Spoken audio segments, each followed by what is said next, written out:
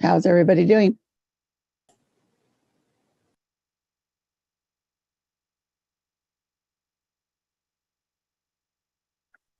Good. I'm good. Good. Nice little rain this morning, huh? Hey, Bridget. Hi. Hey, Timothy. Hello there. God's water is always cheaper than my water on earth. I just planted 6 new trees, and so that's going to really help my trees. Perfect. because I'm in quarantine. My daughter is very sick with COVID. I don't know how she got sick. She's been vaccinated and boosted. Oh, wow. I know. So I've got 2 granddaughters who are due to deliver babies between now and January. So I'm kind of freaking out over this.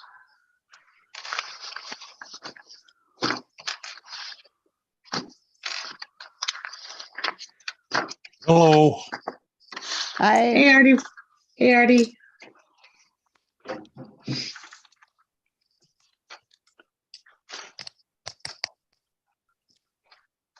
I wish you were all here. I just made some chilaquiles. Oh, I love It chilaquiles. smells so good in here right now. Oh. Mayor I'd be Sheridan, share- good job on the State of the City. I liked thank it. you. Thank I you. like- Yeah, it was a lot of fun to do. I So, like the venue. I liked it outside. You lucked out on the weather. yes, we did. Thank you for saying that, though. I'm sorry, Linda. I think you were speaking. No, I was just going to say I'd be sharing with everybody. Oh, I wish we were all in person. That's my favorite. Perfect kind of weather.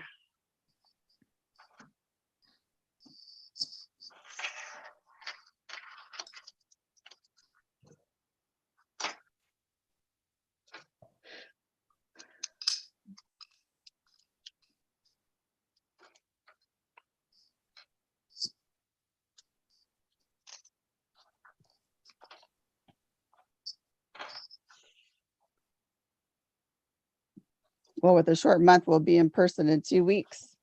Yeah, we sure will. We have about 1 more minute. Yes. Are you sharing today, Bridget? Yes. Okay.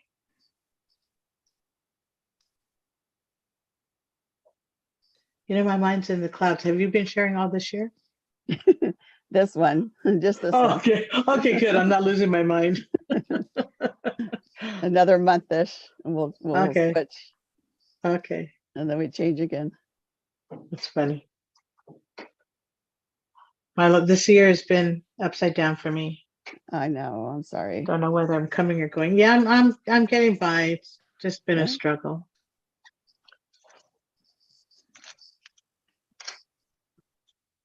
Okay. Is everyone ready on the RTA side? Yep. Okay. I would now like to call the Board Budget and Finance Committee meeting to order at 2 p.m. Thank you for joining the Board Budget and Finance Committee meeting today, Wednesday, November 2nd, 2022. Before we begin with today's business, please ensure that you are in a quiet environment with no background noise, and please mute your device until called upon by the chair or the clerk to speak. Will the clerk please read the special notice?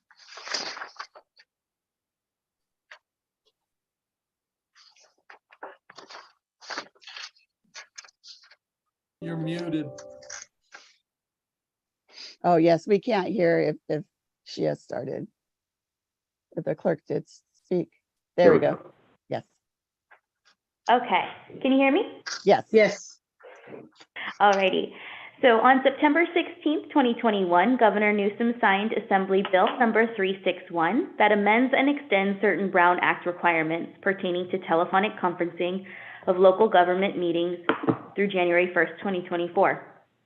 As such, RTA has opted to conduct the November 2nd, 2022 committee meeting via teleconference. Participants can participate via teleconference in each participant's own office or home area, which will not be made physically accessible to the public. Thank you.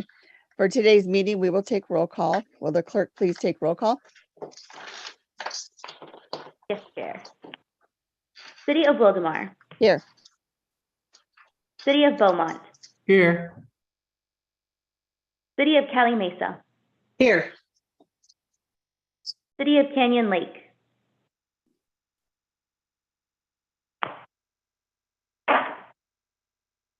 City of Canyon Lake.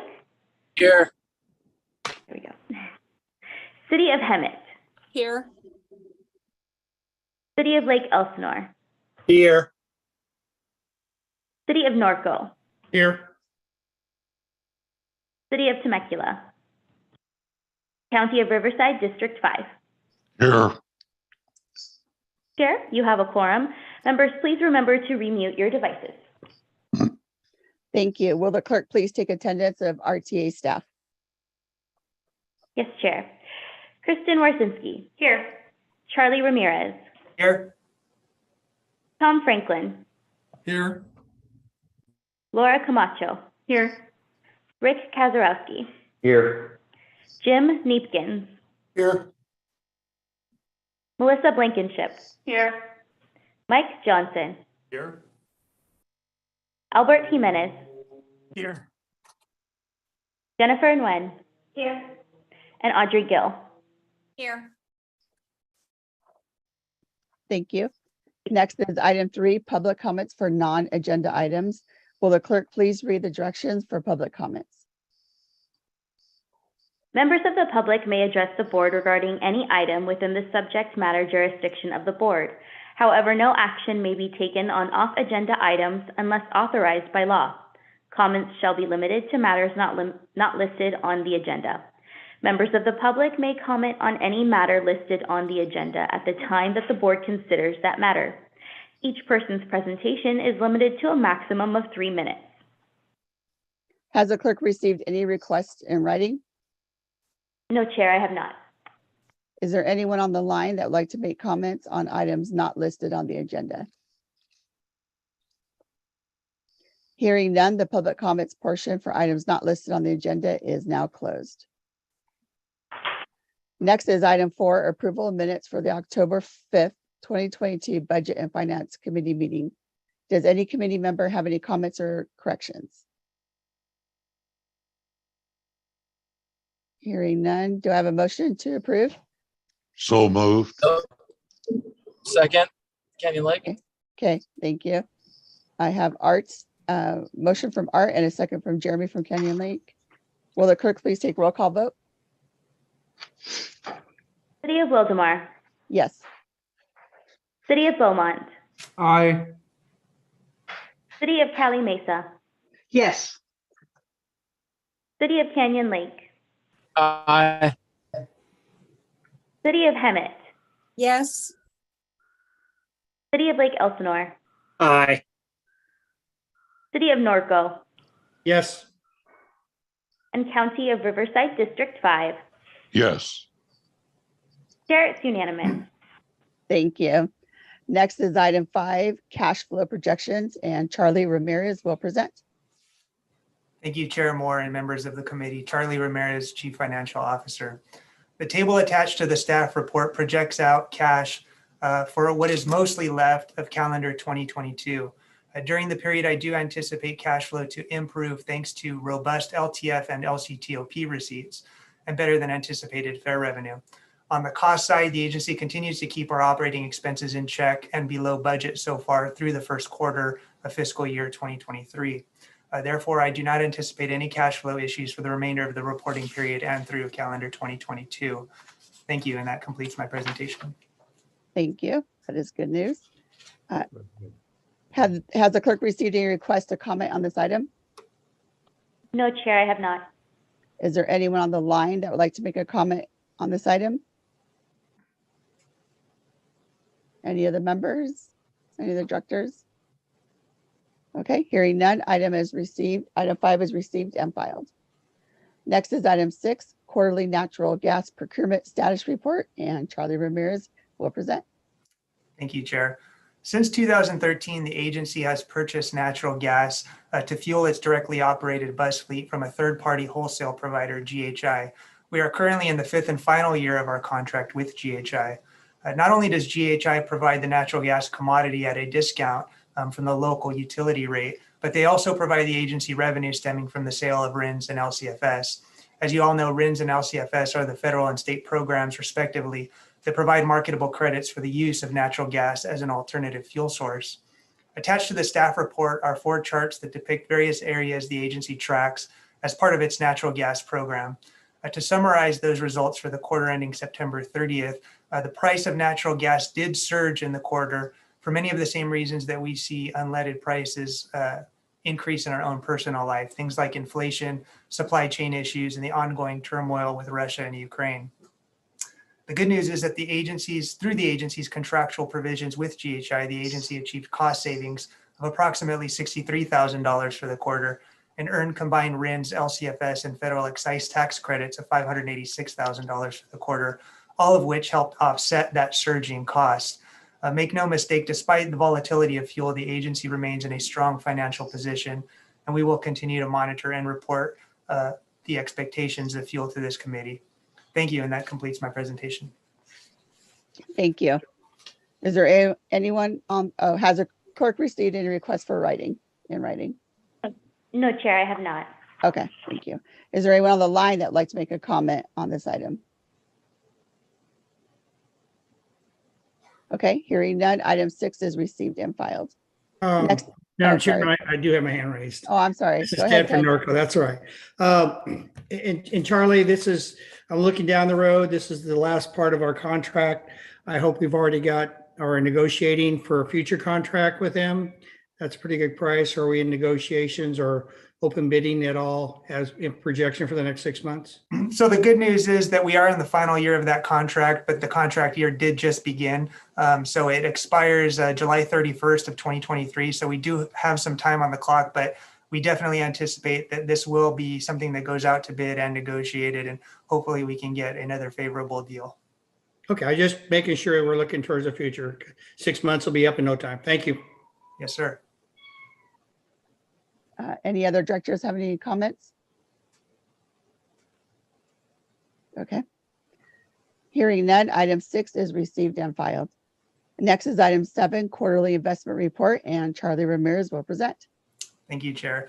So the agency's shift earlier this year to investment funds that were more heavily reliant on interest income has provided the agency some stability and better yields as market interest rates continue to rise.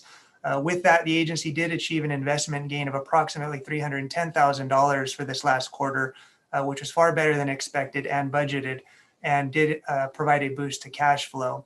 While these positive and stable results are a welcome sight, staff remains vigilant, monitoring the market volatility, and is prepared to make any moves to ensure that we can maximize our return while minimizing our risk. Thank you, and that completes my presentation. Thank you, Charlie. Has the clerk received any requests to speak in writing on this item? No, Chair, I have not.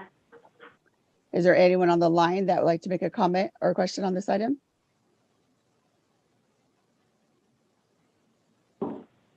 Okay, hearing none, item 7 is received and filed. Next is item 8, fiscal year 2022 financial audit results, and Charlie Ramirez will present. Thank you, Chair. The accounting firm of Brown Armstrong conducted the agency's fiscal year 2022 financial audit. This included a thorough review of the agency's finances, a close examination of federal expenditures, and an overview of the internal control environment.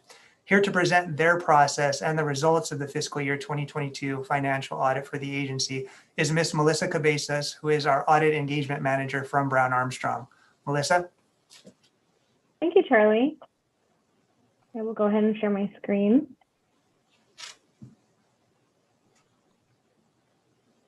Good afternoon. As Charlie indicated, I am the audit manager for the RTA audit engagement. It's my pleasure to present to you the results of our audit for the financial statements and single audit for the year ended June 30, 2022.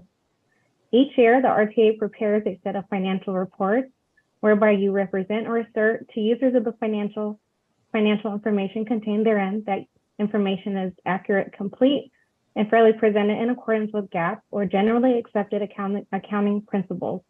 As independent auditors, it is our responsibility to perform an engagement in accordance with our professional standards and to render an opinion on whether or not your assertions or representations are accurate.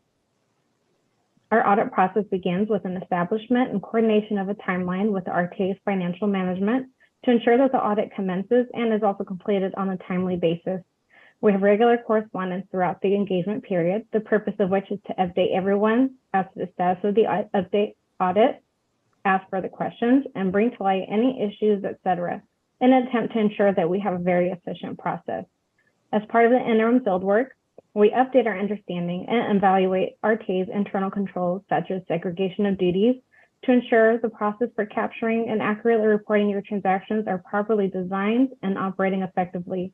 This is accomplished both through inquiry and observation of district staff and reperformance of control procedures, board member interviews. Each year we do select one board member to perform interviews. During interim, we spend a significant amount of time documenting and testing critical controls. We update our files for significant changes that have occurred throughout the year, review board minutes, and gather information on any new contracts or significant grants. Our final field work is performed after the close of the fiscal year. This is the portion of the audit dedicated to substantiating significant financial statement line items and disclosures which will ultimately be represented to the users.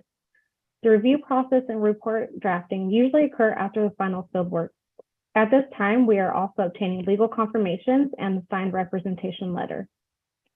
We take a risk-based audit approach where we take all the information gathered during our planning process and interim field work and assess the relative risk of material misstatement at the financial statement level and focus our attention on those areas we consider to be higher risk.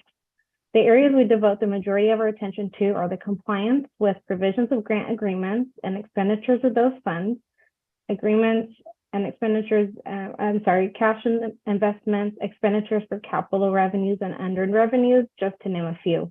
This is not all inclusive, but does provide an overview of the majority of our significant audit areas. At the conclusion of our engagement period, we are required to communicate to the board general items related to the overall audit, which includes any new accounting pronouncements implemented, our responsibility as auditors, those of management, difficulties encountered in performing the audit, corrected and uncorrected misstatements, disagreements with management over accounting, reporting, or auditing matters, any findings or other issues. In 21-22, there were no new accounting pronouncements that affected the financial statements of the RTA. I'm happy to present that there were no disagreements, no difficulties encountered during the audit, no material misstatements, and no findings or issues. The audit reports are the primary purpose of our engagement, which is the rendering of our audit opinion. I'm also happy to report that RTA received an unmodified or a clean opinion, which means that the financial statements present fairly in all material respects the financial positions of RTA and changes in financial position and cash flows in accordance with accounting principles generally accepted in the United States. For the single audit portion of the audit, we also issued a report on compliance with requirements applicable to each major program and internal control over compliance in accordance with the uniform guidance. Our opinion was also unmodified. There were no reported material weaknesses, no significant deficiencies or instances of non-compliance noted. And our final procedures bring us to today, the issuance of the financial statements and presentation. At this time, I do want to thank Charlie and his staff for all their help. The audit on our end went very smoothly. So Charlie, thank you. And I'm open to any questions, happy to answer them. Okay, I do see Linda Molina's hand is raised. Yes, I didn't have a question. I just wanted to comment. Thank you for that great report on the audit. But I just wanted to say kudos to Charlie and your team and CEO Kristen. This is a very complex budget, and Kristen taking over this year, it was a big challenge as well. And so I just want to say how proud I am to see us in such a stable position. It takes a lot of hard work, and I thank you all for that. Thank you. Sorry, I think I went off screen there. You did for a second. Thank you, Linda. Are there any other comments or questions?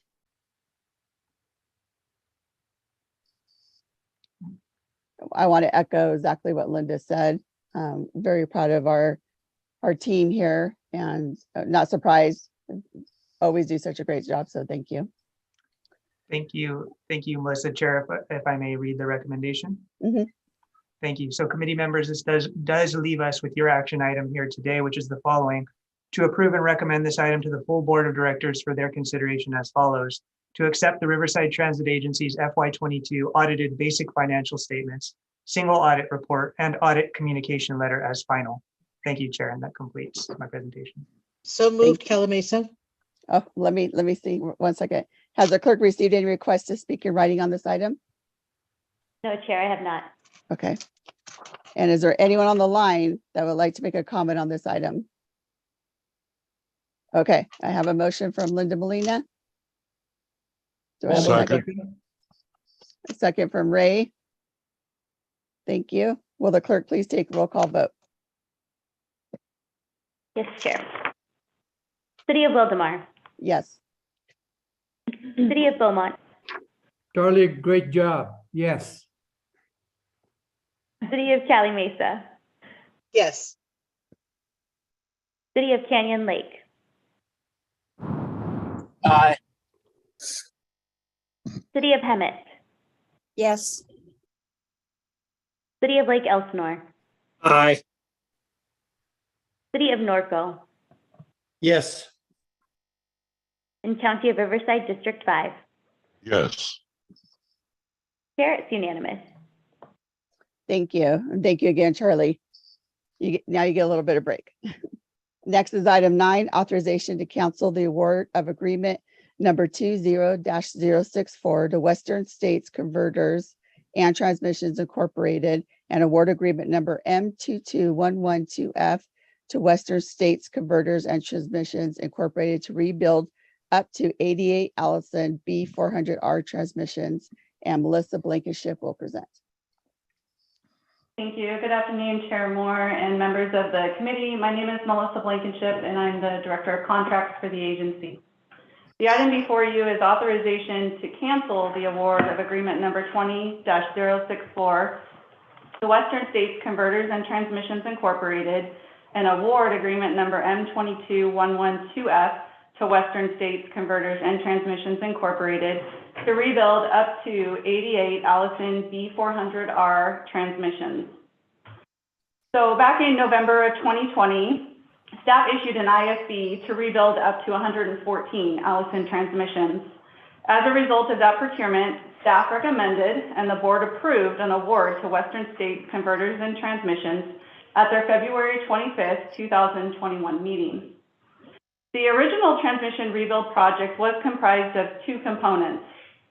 The first being that all transmissions required a soft rebuild, which included replacing 7 specific parts on all transmissions. The second component was for optional parts that were listed on the bid form, and they were to be replaced as needed, which could not be determined until the contractor opened the transmission and inspected all the parts. At that point, if they determined additional parts needed to be replaced, they would seek approval from RTA maintenance staff. The optional parts included in the agreement was based on historical data of transmission rebuilds at the time the procurement was released. This agreement also included a 1-year warranty with unlimited miles for all rebuilds. Once the project commenced, staff tracked the rebuild and logged all the parts that were being replaced by the contractor. Through this process, it became apparent to staff that the contractor was requesting to replace transmission parts that were not included in the agreement. These parts were not included in the agreement because they had not been replaced on previous rebuilds. Maintenance staff would review and confirm that the replacement of these parts was in fact necessary. Since this was considered a change order, staff obtained comparable pricing for the exact same part from other vendors to ensure the price being charged by the contractor was fair and reasonable. Staff has ultimately determined that the current agreement as is not in the best interest of the agency. There are too many parts being replaced that are outside of the agreement, and the agency has more cost control when the price is agreed upon in the contract. As of October 1st, 2022, there have been 26 transmissions replaced under this agreement. After internal discussions, staff determined the best course of action would be to cancel agreement 20-064 and re-procure with a revised scope of work based on a turnkey approach that includes all parts. The new scope of work would include all OEM parts with a 2-year warranty versus 1 year. This approach would eliminate the financial unknowns while providing the maintenance department with all the parts needed for a rebuilt transmission. Upon the Board of Directors' authorization, Agreement 20-064 will be terminated and services for the new contract will begin December 1st of 2022. Staff estimates that over the next 5 years, approximately 88 transmissions will require a transmission rebuild. The buses receiving a transmission rebuild will not be those that have reached their useful life or are going to be replaced in the near term.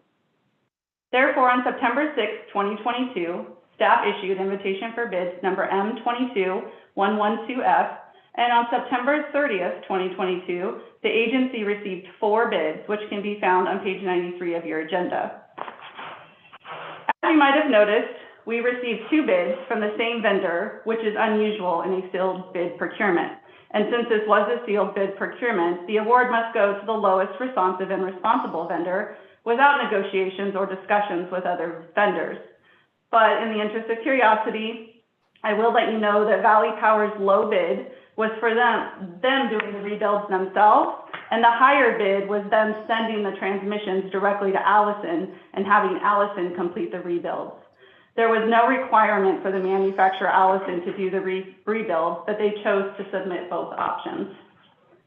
Staff reviewed the low bidder submittal to ensure compliance with the requirements of the ISB, and based on a thorough review, staff recommends awarding a contract to Western States Converters and Transmissions Incorporated, the lowest responsive and responsible bidder. Sufficient funds to cover this capital request are included in the agency's board-approved capital budget.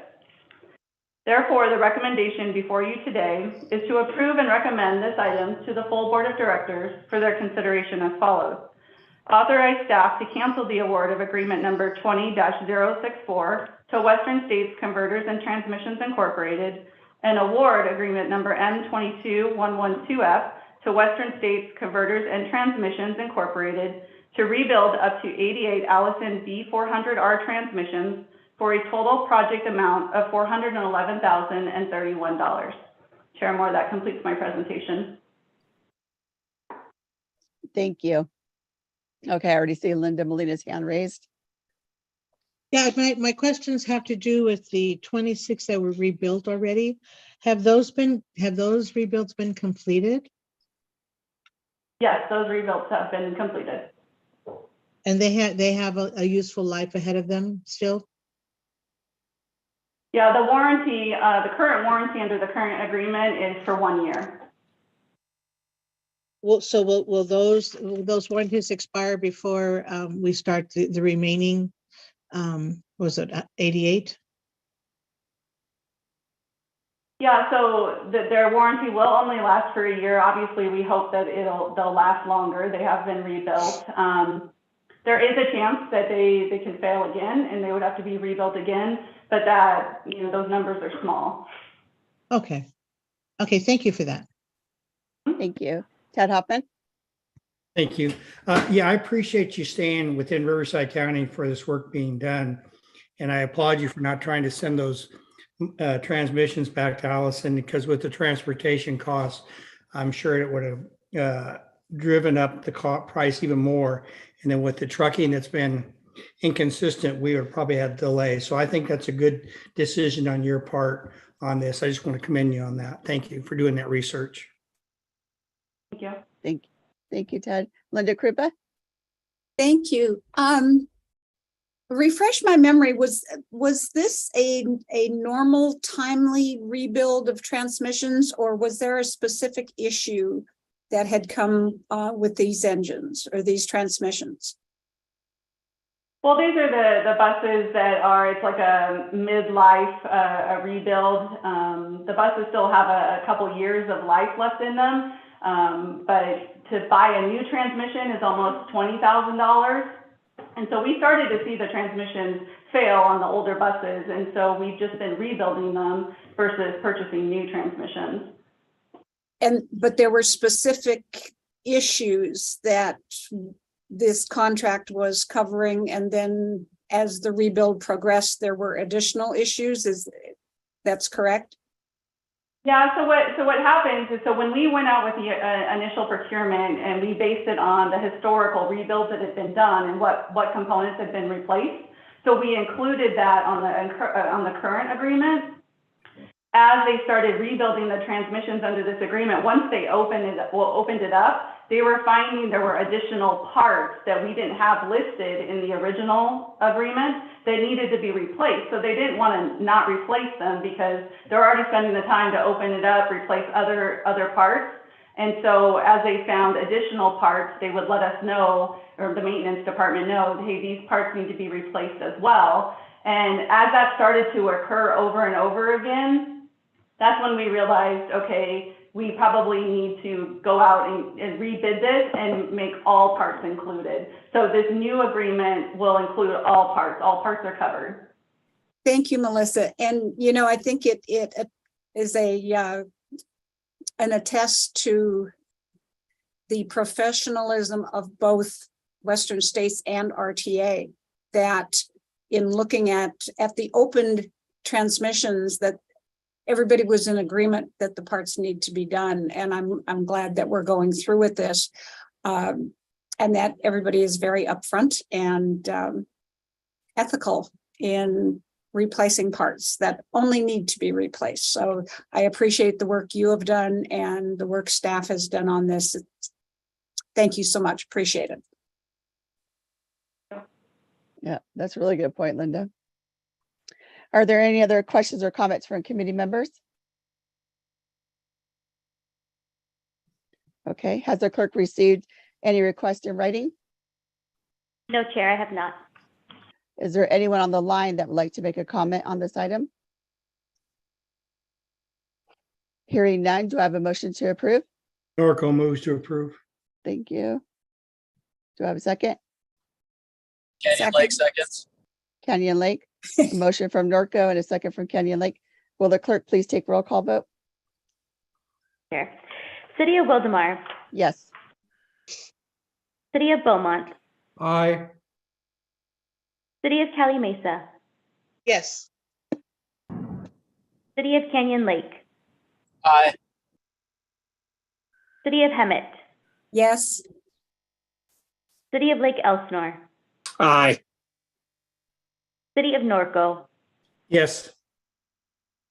And County of Riverside District 5. Yes. Chair, it's unanimous. Thank you. Next is board member comments.